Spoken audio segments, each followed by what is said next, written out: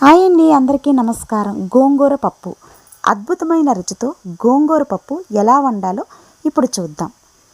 గోంగూర పప్పుకి కావలసిన పదార్థములు: ఒక కట్ట గోంగూర, ఒక కప్పు కందిపప్పు, పచ్చిమిర్చి, ఉల్లిపాయ, టమాటీలు, పోపు దినుసులు.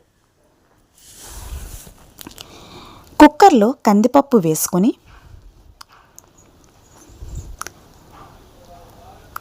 సన్నని మంట పైన కందిపప్పు లైట్గా వేగనివ్వాలి. వేగిన కందిపప్పు చల్లారిన తర్వాత 2 సార్లు కడగాలి.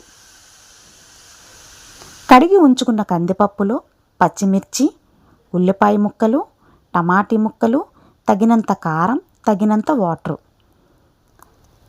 కుక్కర్ విజిల్స్ పెట్టాలి. 4 విజిల్స్ రానివ్వాలి. ఉడికిన కందిపప్పులో రుచికి సరిపడగా సాల్ట్ వేసుకొని మెత్తగా రుబ్బుకోవాలి. గోంగూర 2 సార్లు శుభ్రంగా కడగాలి. కడిగి ఉంచుకున్న గోంగూరలో కొంచెం వాటర్ వేసుకొని ఉడకబెట్టాలి. ఉడికిన గోంగూర మెత్తగా రుబ్బుకోవాలి.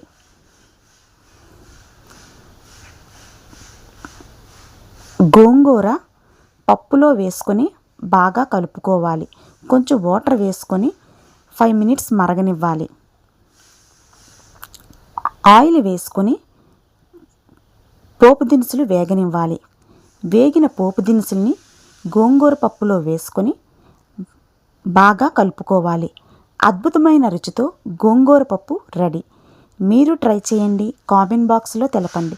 Please like, share, subscribe. Thank you.